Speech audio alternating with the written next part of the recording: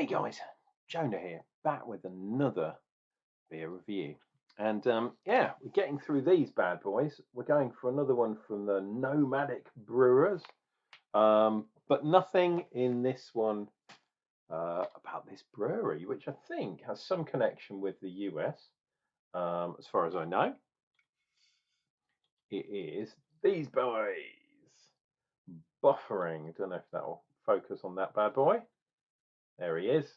Buffering, and it's from Bad News. Well, there you go, Bad News Brewing, who are an American company apparently, and it says brewed, canned, and imported by Beer 52. So it doesn't really say where it was brewed. I'm assuming. Does it say something? No, it doesn't. I'm assuming they're using their brewer in the EU and then importing it back in. 5%. It is, you can read that, a cold IPA. Now, what is a cold IPA? I hear you ask. Well, they haven't exactly decided. There are lots of different versions. I'm going to open this bad boy of a cold IPA. But essentially, it has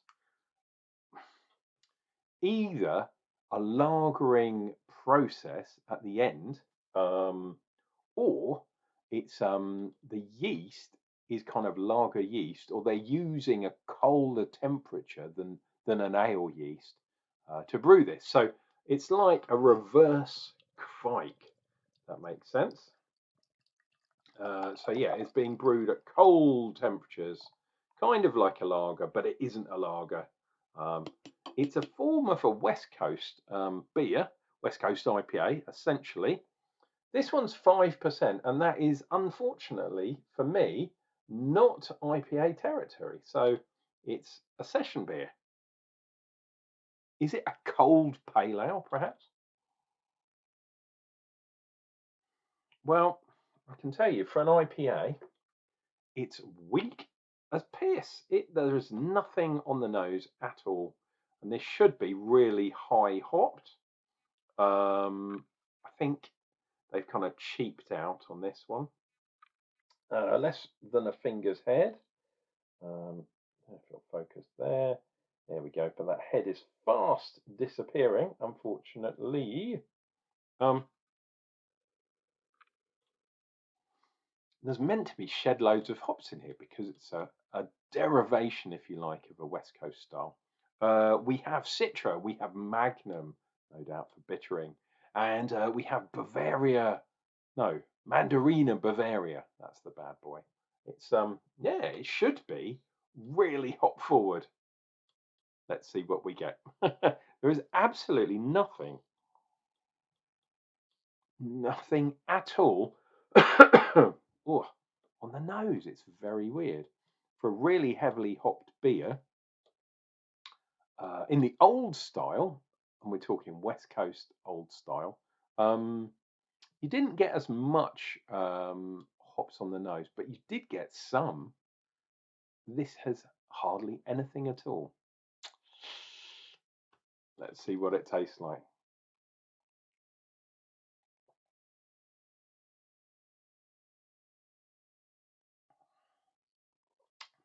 Okay. So, the first kick is reasonably bitter. This is not 100 IBUs bitter. But yeah, it is a bit more bitter than than maybe the modern style. Has it got any wheat or oats? Yeah, apparently it's got some wheat in it, wheat malt. It's got Pilsner. Now that's the other thing that cold IPA should do, because they're doing a clarification process by cooling, by chilling. It should be really super clear. And as you can see, not. That is definitely a hazy beer. It's not completely cloudy and opaque, but that is definitely not a clear beer at all. So yeah, I don't know exactly if they've done this beer right. I very much suspect that Beer 52 themselves have made this with a recipe from Bad News, because they're an American, American brewery essentially. Unless they brought them over and then done some brewing here.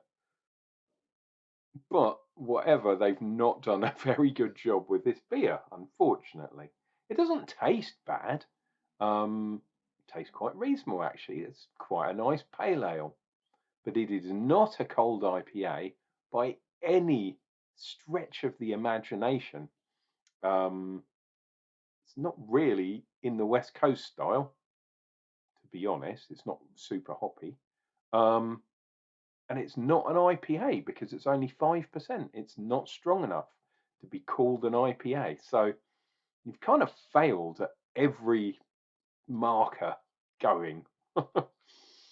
It's amazing how breweries latch on to the newest styles and, oh, we're going to make a blah blah blah, and then when they actually try to make what they're trying to make, they go, oh, actually that's really difficult. You know what, we're just going to make any old beer and we'll call it whatever the fashionable name is at the time.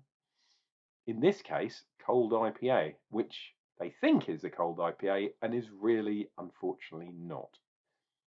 Let's dive in. Let's judge it for actual a beer. It's already lost marks.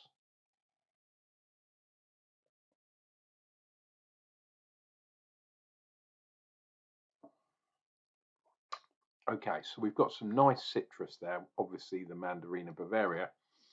Not as pronounced as some other beers I've had.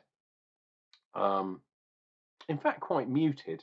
There are some kind of stone fruity type things in the background. Mm, looking for the Citra. Maybe there in the background, maybe just very generic hops. I mean, Magnum is a very generic hop, but they use it usually for bittering in beers. You can use Citra, you can use Cascade, and all that kind of stuff. Um, I'm sure Citra has been used for years and was used in West Coast IPA, if I can remember that far back. Mandarina Bavaria was not around. Magnum probably was. Oh, pardon me. But yeah, they wouldn't have really used it, I wouldn't have thought, unless they were trying to get a high IBU and put absolutely shed loads in, which they haven't done here. But the tastes are nice.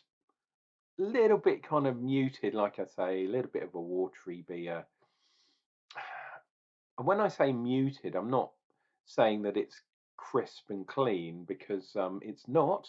And that perhaps what a lagering process done properly might have cleaned it up a bit. But yeah, whoever brewed this beer and they haven't owned up to it, they haven't done the lagering process properly long enough. Um, they probably haven't used the right yeast either. It's just not what it should be. And cold IPA as a style is just a bit silly in my book. What they're trying to do is create a cleaner, drier version of a West Coast IPA. So really hoppy, reasonably high IBUs. You can put some dry hops in if you want to, but the lagering process, especially during the fermentation, at the lower temperature, and then maybe a bit of lagering time just to clear everything out to make it really nice, crisp, clean, and even. Unfortunately, it's one of those processes that uses a bit of time. And unfortunately, craft brewers do not seem to have time.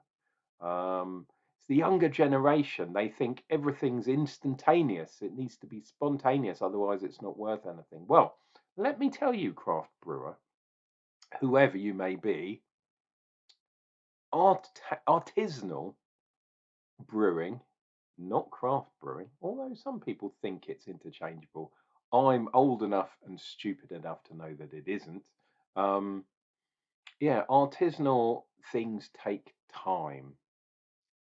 Um, think of whiskey. I like a bit of whiskey every now and then, but whiskey, you can't call a whiskey with a Y, not an EY, until it gets to at least 3 years, Scotch wise anyway, and that's the best whiskey in the world. Um, and it takes huge amounts of time. That's why whiskey is a bit expensive, because it takes time. That's why craftsmen, proper craftsmen, not someone that does one weekend course and then calls himself a master brewer. Jesus, that is one of my pet hates. You need to put time into beer. And unfortunately, that's one thing the craft generation doesn't seem to do. And yeah, the modern brewer's really missing out. And you can't just throw shed loads of hops at it, like perhaps they kind of haven't done here. Just ugh, crazy. Anyway, cheers and beers.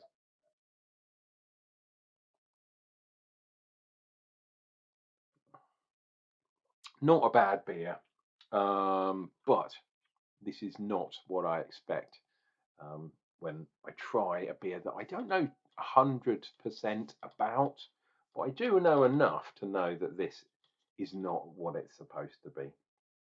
There's the Buffering by Bad News Via somewhere in Europe. Yeah, not a very good beer, in my humble opinion. Take care of yourselves, take care of each other. Make sure you drink some beer over the weekend, and I'll see you for the next one coming up real soon.